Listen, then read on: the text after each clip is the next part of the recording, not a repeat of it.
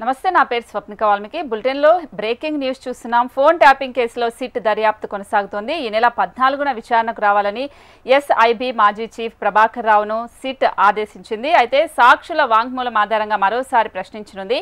Prabhakar Rao laptop అలాగే cell phone కూడా seize చేసిన అధికారులు వాటిని ఎఫ్ఎస్ఎల్కు పంపించారు. తర్వాత ఎఫ్ఎస్ఎల్ ఇచ్చే నివేదిక ఆధారంగా మరోసారి ప్రశ్నించనున్నారు.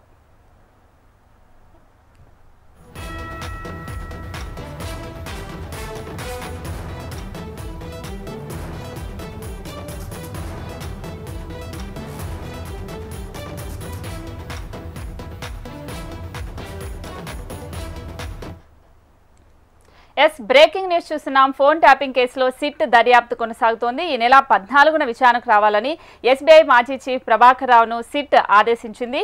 అయితే ఇదే అంశానికి సంబంధించి మా ప్రతినిధిని అడిగి తెలుసుకుందాం. So Ramana, Hyderabad bureau chief Ramana, దీనికి సంబంధించి అప్డేట్స్ ఏంటి మీ దగ్గర? స్వప్నిక, ఫోన్ ట్యాపింగ్ కేసులు దర్యాప్తు అయితే ముమ్మరంగానే సాగుతోంది. ఎవరైతే A1 గా ఉన్నారో ప్రభాకర్ రావు, ఆయనకు సంబంధించి మళ్ళీ ఆయన్ని 14వ తేదీన విచారణకు హాజరు కావాలని కూడా స్పష్టంగా పిలిచారు. దాంతో పాటు ఆయనకు సంబంధించిన ఫోన్ రెండింటిని కూడా సీజ్ చేసి ఎఫ్ఎస్ఎల్ కు పంపారు. అంటే ఆయన విధులు నిర్వహిస్తున్న సందర్భంలో ఏవైతే ప్రధానంగా ఆ సమయంలో కాల్ రికార్డింగ్ సంబంధించి కావచ్చు, ఫోన్ డేటా ఏదైనా ఆయన ల్యాప్టాప్ లో ఉందా అనే విషయాన్ని తెలుసుకునే ప్రయత్నం అయితే చేస్తున్నారు. ఎందుకంటే కేసుకు సంబంధించి పూర్తి ఆధారాలు రావాలి. ఆధారాలకు సంబంధించి ప్రస్తుతం సిట్ అన్వేషిస్తుంది.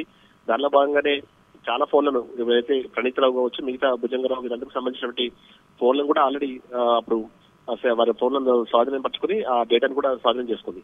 అట్లాగే ఇప్పుడు ప్రభాకర్ రావుకు సంబంధించి కూడా ఆయన ల్యాప్టాప్, ఆ తర్వాత ఫోన్ కూడా స్వాధీనం చేసుకుని ఎఫ్ఎస్ఎల్ కు పంపారు. పూర్తిగా డేటాను రిట్రైవ్ చేసే ప్రయత్నం చేస్తున్నారు. ఈ క్రమంలో అంటే ఎట్లా జరిగింది మొత్తం ట్యాపింగ్ అంతా వ్యవహారం అనేది తెలుసుకునే ప్రయత్నం చేస్తున్నారు. మళ్ళీ ఒకసారి ఆయన్ని 14వ తేదీన విచారణకు పిలిచి మరింత సమాచారం రాబట్టే ప్రయత్నం కూడా చేసే అవకాశం అయితే కనిపిస్తుంది. ఏదేమైనా ప్రస్తుతం కేసు అయితే కీలక దశలో ఉంది. ఇక కోర్టుకు వెళ్లే పరిస్థితులు వచ్చాయి కాబట్టి ఛార్జ్ షీట్ కూడా దాఖలు చేయాల్సిన అవసరం ఉన్న నేపథ్యంలో ఈ కేసుకు సంబంధించి ప్రభాకర్ సంబంధించిన విచారణ అయితే అత్యంత కీలకంగా మారింది. రైట్ రమణ.